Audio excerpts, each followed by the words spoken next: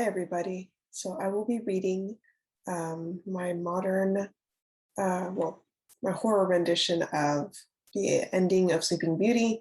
So this is after the princess pricks her finger. So this is the work that I read at Spofest tonight. The link is in the description. So my adaptation of the story is called Every Rose Has Its Thorns.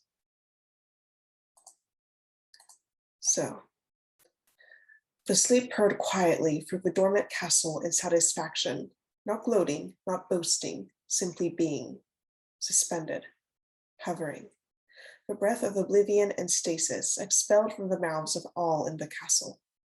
Rosamond slept, and as she dreamed, those in the castle dreamed, slaves to the pulsations of her slumbering mind. The dog slept, panting, dreaming of frolicking in the woods the princess had never been able to explore. The horses whickered in a phantom land of hay, crisp breezes blowing through their manes. Gathering intelligence of the rose-dawned hue of the castle, pigeons dreamed of song and grain, pecking within a dream of hushed mornings. The flies dreamed of banquets of food and dust they could garner, an obscene sprawl of a world invisible to all but themselves. The plants of the trees, they dreamed too. Rosamond dreamed of a scullion who dreamed of his girl in the countryside, isolated from the village because his seed slumbered shamefully inside of her. Rosamond dreamed of a cook whose seamstress's daughter aspired to become a handmaiden, knowing she couldn't become anything more than what the implacable laws of a kingdom allowed, cast stagnating under the majestic sprawl of a royal castle. Rosamond dreamed of her parents, who lay in the great hall, dreaming themselves of the first time they tried to conceive. The queen passed a hand over her belly, and the king smiled at her, hoping the baby would blossom. Then the dream turned to nightmare.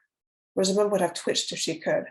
She felt what her mother felt, the pain, the tearing of her womb, and a spindle tearing through her. Blood spattered on the marble floors of the hall, and in her mother's nightmare, Rosamond saw her own folly.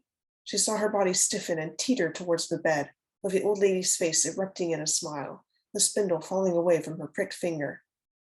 Rosamond could not distinguish her mother's dream from hers, but she saw her folly again and again, that sharp sting repeating again and again, like a game, like the archery contest she snuck out of a castle to see.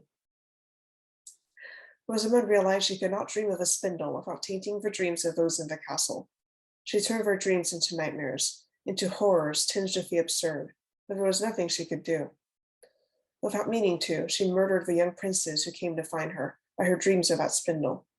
Her dreams echoed and strengthened the hedge, going peacefully outside of the castle, twisting it, sharpening its thorns, making it more wild. The princes came and they impaled themselves on it, struggled until they died, bleeding from tiny pricks, mirrors of Rosamond's own wound. Rosamond fought to wake, but she couldn't. She was imprisoned in her mind, and she held captive those who usually were liberated.